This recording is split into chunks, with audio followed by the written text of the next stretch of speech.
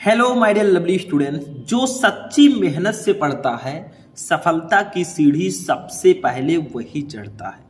तो इन्हीं दो लाइनों के साथ आज हम स्टार्ट करेंगे क्लास 12 हिंदी की एक ऐसी क्लास जो ना तो अब तक आपको YouTube पर मिली थी और ना ही मिलेगी, क्योंकि आज के इस वीडियो में हम क्लास 12 हिंदी का एक मैराथन क्लास लेकर आए हैं, जिसमें हम हिंदी के पूरे बुक के महत्वपूर्ण प्रश्नों को हम एक ही वीडियो में कवर करेंगे। सही सुना आपने, एग्जाम करीब आ रहे हैं और जैसे जैसे एग्जाम करीब आ रहा है दिल की धड़कनें बढ़ती जा रही हैं। ठीक है, हमारा क्या होगा? तो देखिए, टेंशन मत लीजिए। आज का जो क्लास है ये क्लास 12 हिंदी का एक मैराथन क्लास होगा। इस वीडियो को देखने के बाद आपका 50 नंबर क्लियर हो सकता है, क्योंकि इस वीडियो में हम क्लास 12 हिंदी का जो खंड खा है, देखिए हिंदी का पेपर आपका दो खंड में होता है, एक खंड का और एक खंड खा। खंड का 50 नंबर का, खंड खा भी 50 नंबर का। तो आज हम खंड खा को एक ही वीडियो में पढ़ेंगे। ठीक है, टोटल 50 मार्क्स आप क्लियर कर सकते हैं।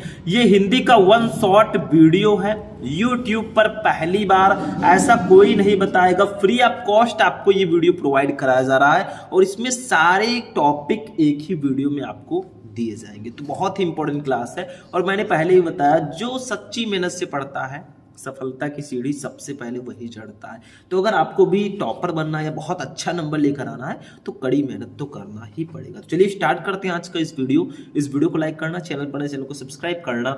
हम इसमें क्या क्या पढ़ेंगे? सबसे पहले हम मुहावरे एवं लोकोक्तियों को पढ़ेंगे, फिर संस्कृत गद्यांश, फिर संस्कृत पद्यांश को पढ़ेंगे, फिर आपठित गद्यांश को पढ़ेंगे। ठीक है, आपने सुना होगा आपठित गद्यांश। और उसके बाद में हिंदी व्याकरण के प्रश्न पढ़ेंगे, रस छंद अलंकार पढ़ेंगे, पत्र लेखन पढ़ेंगे, निबंध पढ़ेंगे। सब कुछ हम इस वीडियो में पढ़ेंगे, कुछ भी नहीं छोड़ेंगे। तो चलिए स्टार्ट करते हैं। सबसे पहले हम लोग पढ़ते हैं मुहावरे एवं लोकोक्तियों को। तो देखिए स्टूडेंट, सबसे पहला टॉपिक जो आपका है ये संस्कृत गद्यांश है। आपका खंड खा की अगर बात किया जाए तो सबसे पहले संस्कृत गद्यांश आएगा 7 नंबर का। इसमें आपको एक संस्कृत का गद्यांश दिया जाएगा, उसका आपको संदर्भ लिखकर हिंदी में अनुवाद करना होगा। जैसे देखो, धन्यो अयम भारत देशा यत्र समुल्य सत्य जन्मस पावनी भव्य भावोद भावनी शब्द फंदोह प्रसौनी सुर भारती। यानी कि ये किस चैप्टर का बताओ? ये किस चैप्टर का है? ये हमारे संस्कृत भाषा या महत्वम चैप्टर का है। देखिए, धन्यो अयम भारत देशा, वो भारत देश धन्य है। यत्र समुल्यस्यत, जहां पर मनुष्यों को, जन्मस पावनी, मनुष्यों के पवित्र मनों को प्रसन्न करने वाली, भव्य भावोद भावनी यानी कि उच्च भावों को उत्पन्न करने वाली, शब्द संदोह प्रसौनी यानी कि शब्द राशि को जन्म देने वाली, देववाड़ी, सुर भारती यानी कि सुशोभित है। तो ये भारत देश धन्य है जहां मनुष्यों के पवित्र मनों को प्रसन्न करने वाली, उच्च भावों को उत्पन्न करने वाली और शब्द राशि को जन्म देने वाली देववाड़ी संस्कृत सुशोभित है। ठीक है, आगे देखिए, विद्यमानेश यानी कि विद्यमान, वर्तमान में विद्यमान, निखिलेष्वपि वार्डमयोषि अस्याः वार्डमयम सर्वश्रेष्ठम सुसंपन्न च वर्तते। यानी कि इसका मतलब होगा कि विद्यमान समस्त साहित्यों में इसका साहित्य सर्वश्रेष्ठ एवं सुसमृद्ध है। देखिए, एक एक वर्ड तो मैं आपको नहीं बताऊंगा, बट ऐसे लाइनिंग बाय लाइन में बताऊंगा। आगे देखिए, यमेव भाषा संस्कृत नामनापि लोके प्रथिता अस्ति, और यह भाषा संसार में, ठीक है, यही भाषा संसार में संस्कृत के नाम से भी प्रसिद्ध है। आगे देखिए, अस्माकम रामायण, हमारे रामायण, महाभारत आदि ऐतिहासिक ग्रंथ, चत्वारो वेदा, चारों वेद, सर्वा उपनिषदा, सभी उपनिषद, 18 पुराणानि, 18 पुराण, अन्यान च, और अन्य सभी महाकाव्य, नाट्यादीन महाकाव्य और नाटक, अस्यामेव, इसी भाषायाम भाषा, लिखितान संत, लिखे गए। तो हमारे रामायण, महाभारत, आदि ऐतिहासिक ग्रंथ, चारों वेद, सारे उपनिषद, 18 पुराण तथा अन्य महाकाव्य, नाटक आदि इसी भाषा में लिखे गए।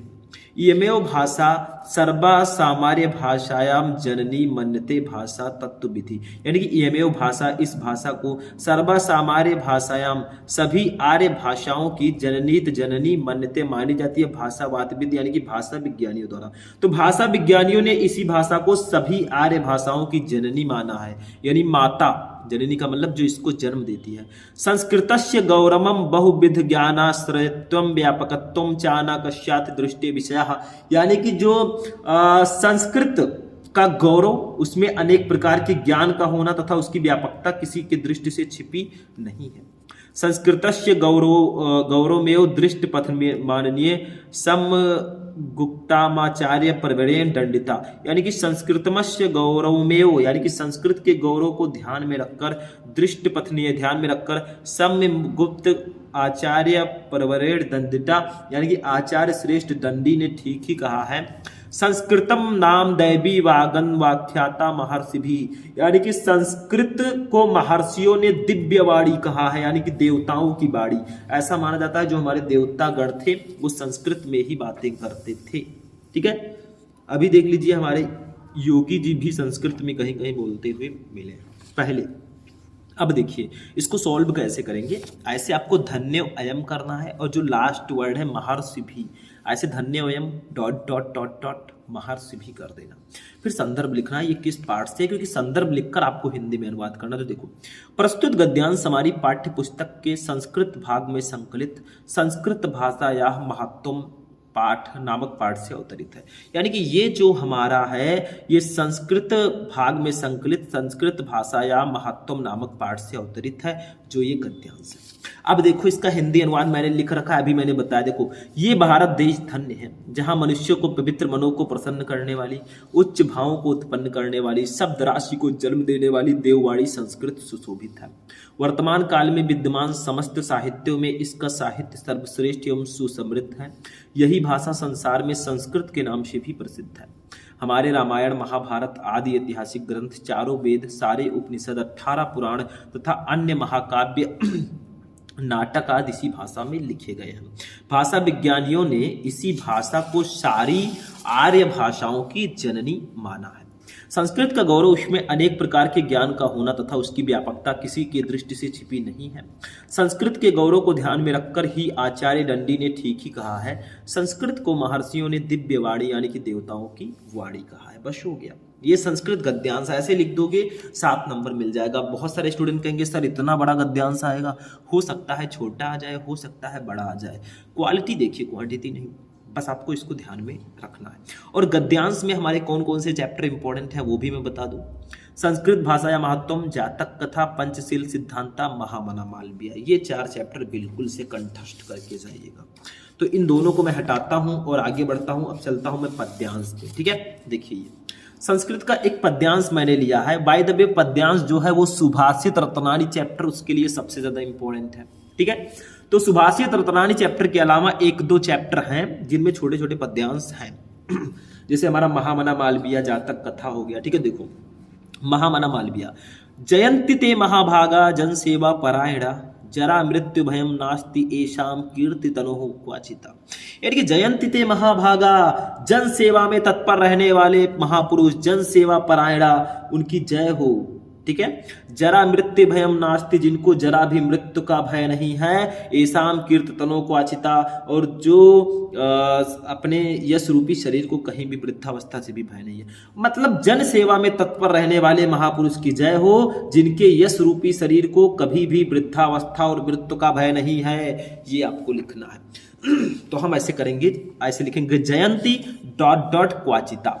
देखो ये आ सकता है, मैंने बताया सुभाषित रत्नानी चैप्टर बहुत इंपॉर्टेंट है, उसके मैंने आपको कई पद्यांश बताए हैं, तो इसीलिए मैंने इस वीडियो में दूसरा पद्यांश ले लिया है। ठीक है, देखो पहले संदर्भ लिखिए। प्रस्तुत पद्यांश हमारी पाठ्य पुस्तक के संस्कृत भाग में संकलित महामना मालविया नामक पाठ से अवतरित है। ये जो गद्यांश है, पद्यांश है, ये श्लोक, ये हमारे संस्कृत भाग में संकलित महामना मालविया नामक पाठ से अवतरित है। ऐसे लिख देना है। अनुवाद देखो, जन सेवा में तत्पर रहने वाले, जो जन सेवा में हमेशा तत्पर रहते थे, उस महापुरुष की जय हो। कौन? महामना मालविया, मदन मोहन मालवीय जी, जिनके यश रूपी शरीर को कहीं भी वृद्धावस्था और मृत्यु का भय नहीं है, जिनको वृद्धावस्था और मृत्यु का कोई डर नहीं है, जो होगा देखा जाएगा। ठीक है, तो हो गया ये भी आपका। अब देखिए हम आगे बढ़ते हैं, नेक्स्ट टॉपिक देखते हैं क्या है। देखिए नेक्स्ट टॉपिक हमारा है मुहावरे एवं लोकोक्तियां। देखो ये हिंदी व्याकरण का टॉपिक है। फर्स्ट देखो, जैसे आपका क्वेश्चन ये ब्लैक वाला पोर्शन इतना ही आएगा, ईद का चांद होना, इसका अर्थ आपको लिखना और वाक्य प्रयोग करना है। तो देखो अधिक दिनों में दिखाई देना, ईद का चांद होना इसका मतलब होता है अधिक दिनों में दिखाई देना। वाक्य प्रयोग देखो, भाई मोहन जब से तुम अध्यापक बने हो ईद का चांद हो गए हो, भाई दिखाई नहीं देते।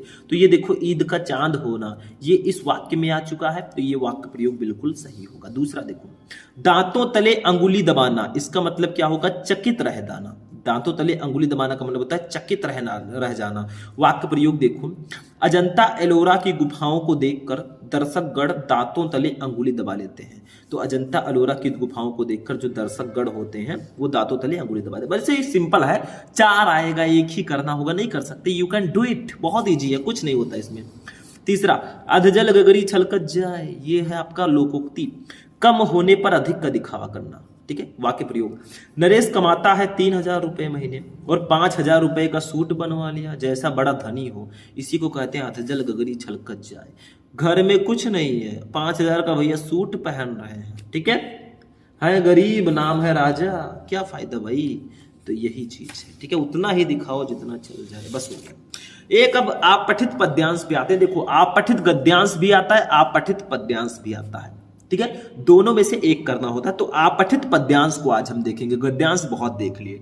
देखो एक पद्यांश दिया जाएगा, उसके नीचे 5 क्वेश्चन रहेंगे, 5 का आंसर दो, 5 नंबर ले जाओ, ऑब्जेक्टिव रहेंगे। और एक चीज और ध्यान रखना, पहले संधि विच्छेद और विभक्ति और वचन था, इसके जगह पर उसको हटा के 5 नंबर का ये ऐड किया गया है। इसको पढ़ो पहले। 2 घड़ी कदम अपने रोको, बढ़ चले हो तुमको, ना रुके अगर तो तरसोगे नवजीवन के पग फेरों को, दुख के बिन सुख कैसा सोचू, बिन धूप कहाँ फिर छाव कहो, बिन मृत्यु भला कैसा जीवन, कैसा बिन मिट्टी गांव कहो, गंगा को तुमने विष देकर मार दिया कुछ और बढ़े, तुमने अपने बल से नदियों को बांध दिया कुछ और बढ़े, तुम और बढ़े जब तुमने हिमखंडों तक को पिघला डाला, तुम और बढ़े जब तुमने खेतों की मिट्टी को दूषित कर डाला, तुम बचा सके न चिड़िया को जो आंगन रोज चहकती थी, तुम तो विज्ञान के प्रतिनिधि हो, तुम अपने यश का गान करो, मैं तुम्हें चुनौती देता हूं, तुम ये एक काम महान करो, रच लो अपनी ही धरा एक अपने विज्ञानी हाथों से, प्रकृति नहीं जीती जाती ऐसी अभिमानी बातों से। मतलब कहा जा रहा है, देखो मृत्यु, बिन मृत्यु भला कैसा जीवन, कैसा बिन मिट्टी गांव कहाँ, गंगा को तुमने विष देकर मार दिया, मतलब गंगा को दूषित कर दिया तुमने, उसमें प्रदूषण फैला के, और क्या करोगे, तुमने अपने बल से नदियों को बांध दिया, तुम और बढ़े जब तुमने हिमखंडों तक को पिघला दिया। इतना ज्यादा प्रदूषण फैल रहा है कि जो हिमखंड है, बर्फ के बड़े टीले हैं, वो भी पिघल रहे हैं, ठीक है। तुम और बढ़े, तुमने खेतों की मिट्टी को दूषित कर डाला, खेतों में ज्यादा उपज पाने के लिए, ज्यादा फसल लाने के लिए इतना तुमने केमिकल डाल दिया, इतना खाद डाल दिया कि उसको भी बेकार कर दिया। तुम बचा सके ना चिड़िया को जो आंगन रोज चहकती थी, तुमने उस चिड़िया को तुम नहीं बचा सके जो रोज आंगन में चहचहाती थी, वो भी अब धीरे धीरे विलुप्त होते जा रहे हैं।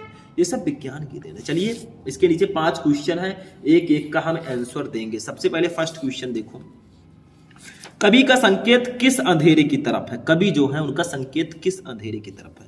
फर्स्ट है पर्यावरण को दूषित करने की तरफ, सेकंड है बिजली चले जाने पर, दूसरा अमावस्या के अंधेरे की तरफ है, और चौथा इनमें से कोई नहीं। भैया उनका संकेत है पर्यावरण को दूषित करने की तरफ। तुम जो है इतना ज्यादा केमिकल यूज कर रहे हो कि खेत बेकार होते जा रहे हैं, तुम इतना ज्यादा प्रदूषण फैला रहे हो कि हिमखंड पिघलते जा रहे हैं, तुम इतना ज्यादा प्रदूषित कर रहे हो गंगा को कि वो भी अशुद्ध होती जा रही है, तो प्रदूषण की तरफ है उनका, ठीक है, फर्स्ट वाला। दूसरा, कवि के अनुसार यदि मानव नहीं रुका तो वो किसके लिए तरसेगा। फर्स्ट है पीछे लौटने के लिए, सेकंड है रुकने के लिए, थर्ड है नवजीवन के लिए, तो वो नवजीवन के लिए तरसेगा। थर्ड ऑप्शन सही होगा। देखो लिखा है, ना रुके अगर तो तरसोगे नवजीवन के पग फेरों को, अगर नहीं रुके तो नवजीवन के लिए तरस जाओगे। तीसरा, गंगा को तुमने विष देकर मार दिया, इस पंक्ति का अर्थ क्या है। फर्स्ट है गंगा को विष दे दिया, सेकंड है गंगा को दूषित कर दिया, थर्ड है गंगा को मार डाला, फोर्थ है सभी विकल्प सही है। नहीं, गंगा को दूषित कर दिया, गंगा को विष नहीं दिया गया, गंगा को मारा भी नहीं गया, गंगा कोई आदमी है जो मार देंगे हम उसको, गंगा को दूषित कर दिया गया है, उनका अर्थ यही है। 3 नंबर हमने कंप्लीट कर दिया, ठीक है। क्वेश्चन नंबर 4 को देखते हैं। यहाँ पे देखो क्वेश्चन नंबर 4 हमारा है, इसी से रिलेटेड है। तुम हो विज्ञान के प्रतिनिधि, पंक्ति में प्रतिनिधि किसे कहा गया है। फर्स्ट है मनुष्य की, सेकंड है सृष्टि की, थर्ड है विज्ञान को, थर्ड है किसी को नहीं, फोर्थ है मनुष्य की।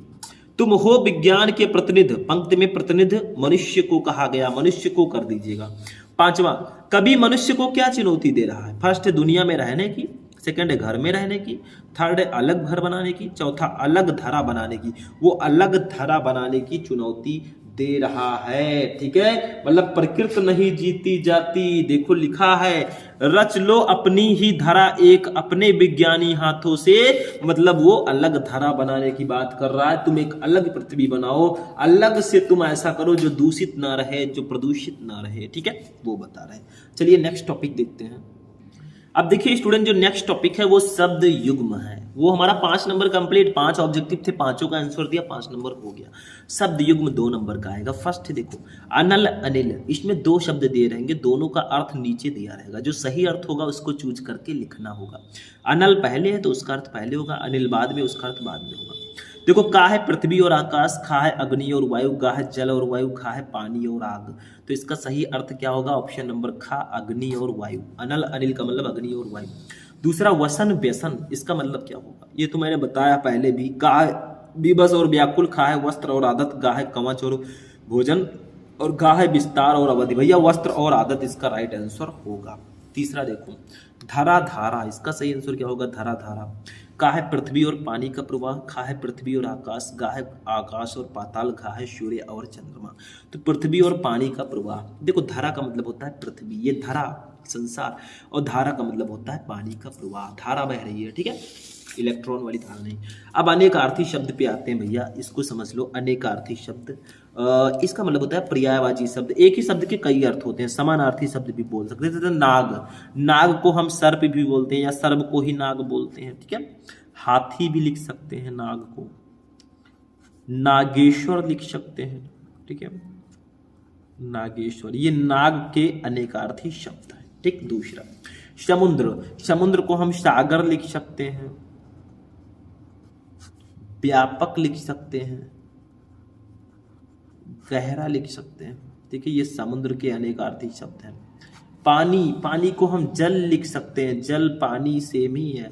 लाज, लाज का मतलब रहमन पानी राखिए बिन पानी न सब शून्य, पानी गए ना उबरे मोती मानस तो, मतलब रहीम दास जी आप हमारी लाज रखना। पानी। धार लिख सकते हैं, आब लिख सकते हैं, बल लिख सकते हैं, ये सब पानी के अनेकार्थी शब्द हैं। तो यही 2 ही आपको लिखना होगा, मैंने 3 बता दिया, थोड़ा एक्स्ट्रा जानना जरूरी है, ठीक है। आगे बढ़ते हैं।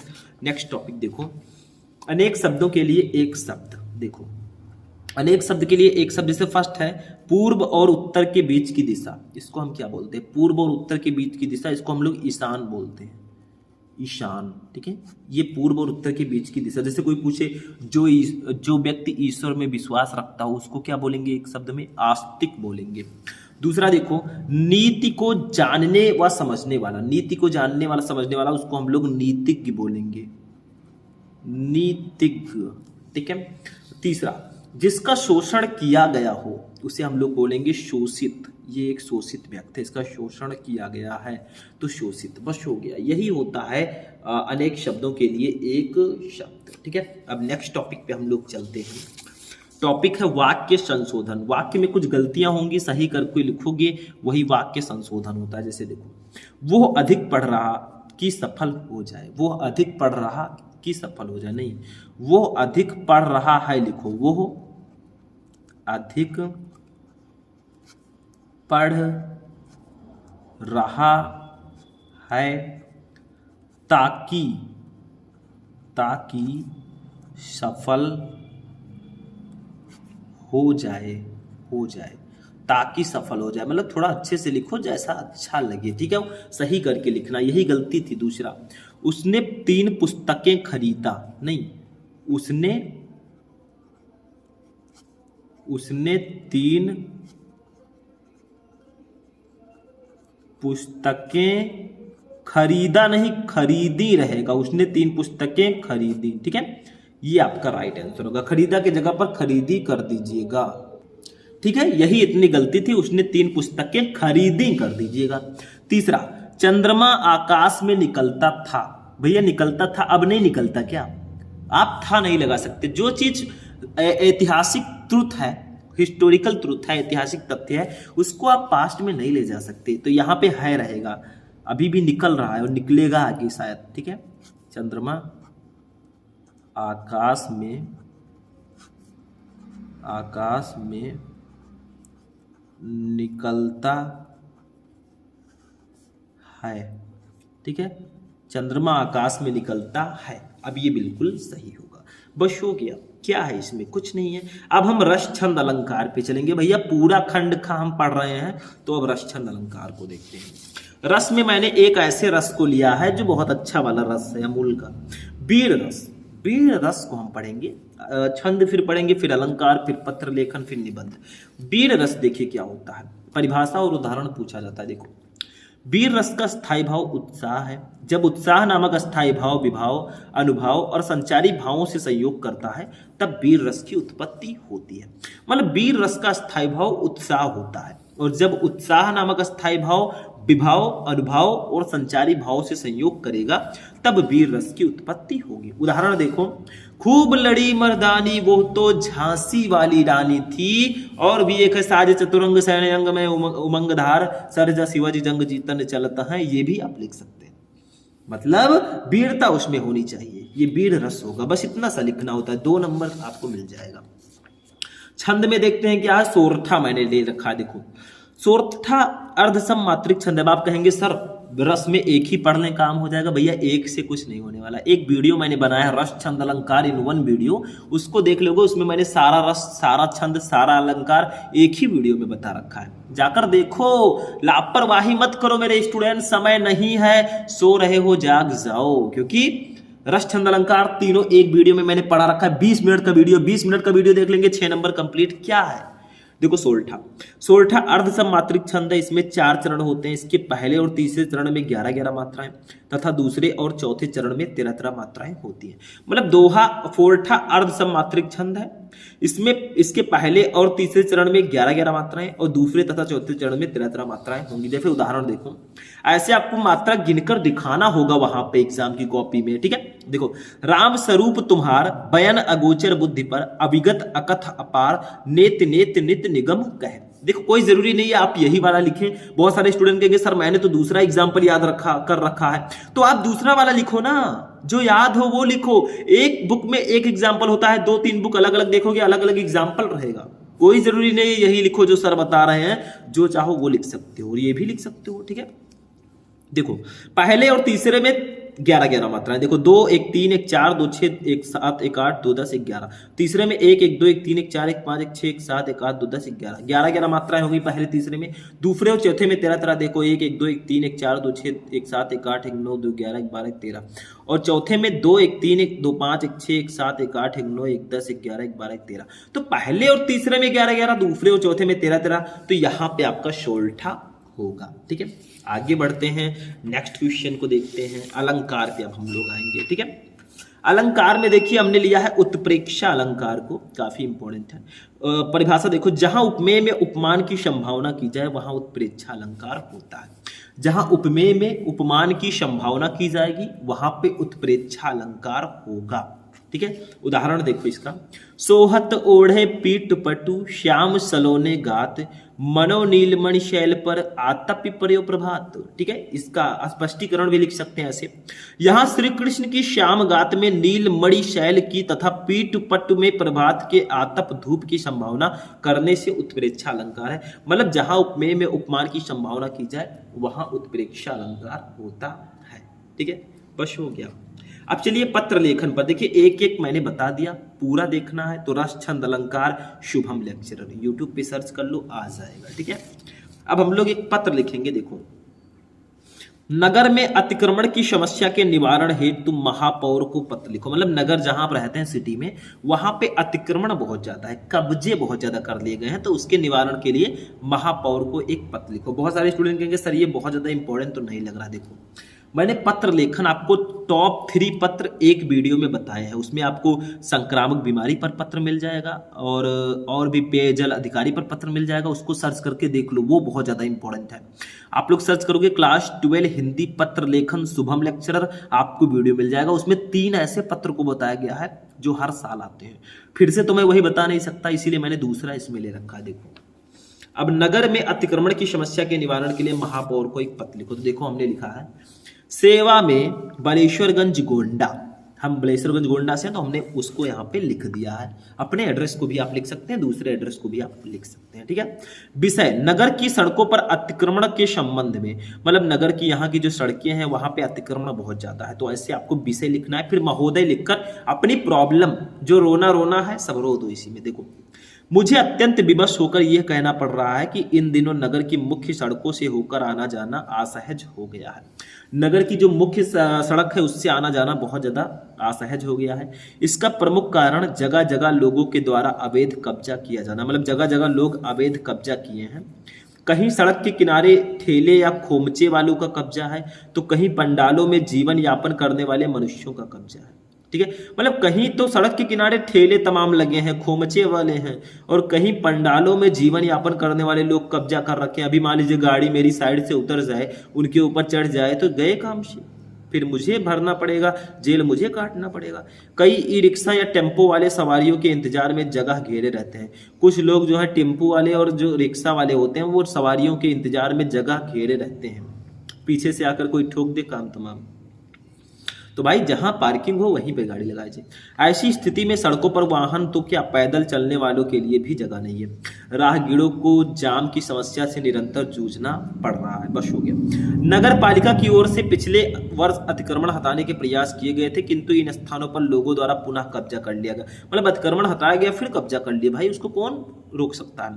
अतः आवश्यक है कि ऐसे लोगों से सख्ती से निपटा जाए और पूरे नगर में अतिक्रमण के विरुद्ध एक व्यापक अभियान चलाया जाए, ठीक है। मुझे आशा है कि आप इस दिशा में शीघ्र ही कोई ठोस कदम उठाएंगे। मतलब यहां पर आपको थोड़ा आग्रह करना है। अब देखिए, ठीक है, तो यहां पे सेम वही प्रोसेस, ऐसे दिनांक लिख देना है, दिनांक, ठीक है, ऐसे लिख देना है, कुछ डालिएगा नहीं। और इस साइड में भौदिये करके, भौदिये काखा गा लिख देना है, नाम मत लिखिएगा शुभम गोस्वामी, ठीक है, अपना नाम यहाँ पे नहीं लिखना, ऐसे काखा गा लिख देंगे, काम खत्म, ठीक है। तो ऐसे आपको पत्र लिखना होता है। पत्र लेखन भी समझ में आ गया, और पत्र मैंने अलग से भी बना रखा है, उसको भी आप जाकर देख लेना। चलिए आगे बढ़ते हैं। नेक्स्ट टॉपिक हमारा जो है वो है निबंध, और निबंध मैंने भ्रष्टाचार पर आज मैं लेकर आया हूँ, करप्शन जो है।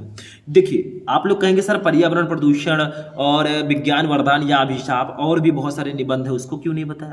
देखो, उसको भी मैं अलग से वीडियो बना चुका हूँ। सर्च करो क्लास 12 हिंदी इंपॉर्टेंट निबंध शुभम लेक्चरर, वीडियो मिल जाएगा, उसी को देख लो, काम हो जाएगा भैया। पूरा निबंध मैंने एक ही वीडियो में बता रखा है। तो आज भ्रष्टाचार पर मैं लेकर आया हूँ, बहुत इंपॉर्टेंट है ये, और ये मैंने अब तक बताया नहीं था। देखो, कोई भी निबंध लिखो उसमें हेडिंग बहुत इंपॉर्टेंट होता है। हेडिंग जितना अच्छे से डालकर लिख दोगे भैया, नंबर भर भर के मिलेंगे।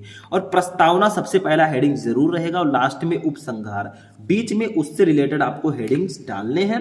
अब चूंकि ये 9 नंबर का आता है तो थोड़ा बड़ा लिखना पड़ेगा। देखो, प्रस्तावना में आपको उसके बारे में लिखना है। देखो, भ्रष्टाचार देश की संपत्ति का आपराधिक दुरुपयोग है। भ्रष्टाचार का अर्थ है भ्रष्ट आचरण, अर्थात नैतिकता और कानून के विरुद्ध आचरण। जब व्यक्ति को ना तो अंदर की लज्जा या धर्माशील का ज्ञान रहता है, जो अनैतिकता है, और न बाहर का डर रहता है, जो कानून की अवहेलना है, तो वो संसार में जघन्य से जघन्य पाप कर सकता है। 2 ही बार लिखिएगा।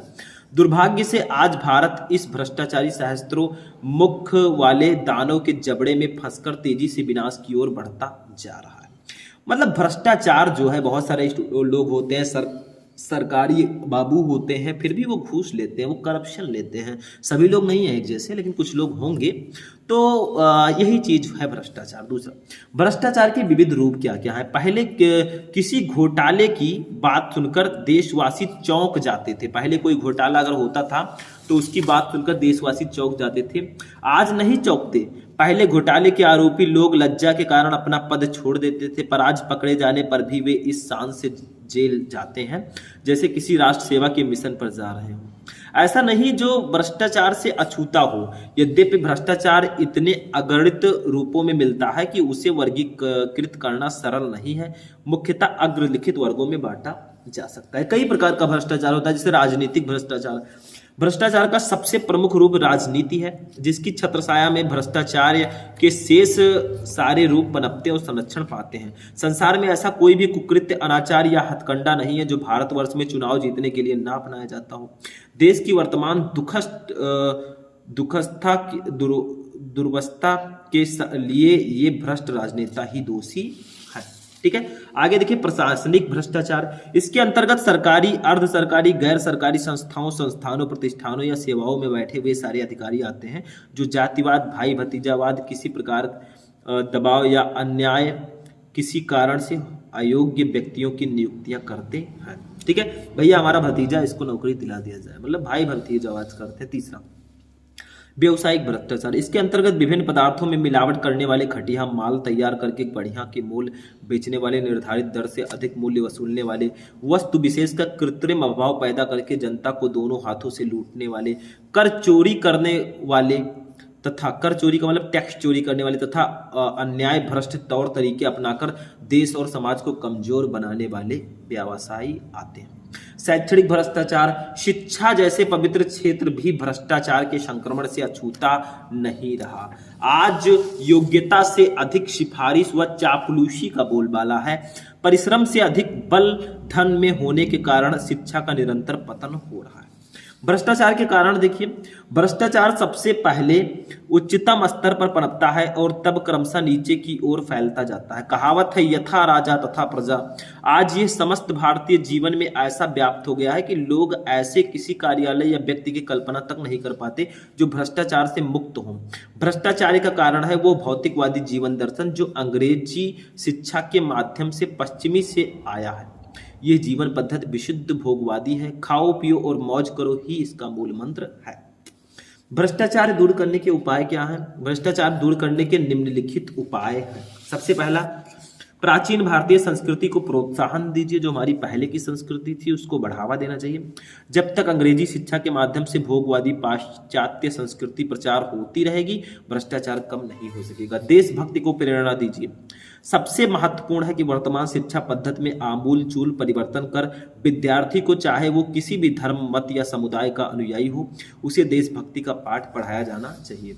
कानून को अधिक कठोर बनाना, ये सब भ्रष्टाचार को दूर करने के उपाय हैं। भ्रष्टाचार के विरुद्ध कानून को भी अधिक कठोर बनाया जाए और प्रधानमंत्री तक को उसकी जांच के घेरे में लाया जाना चाहिए।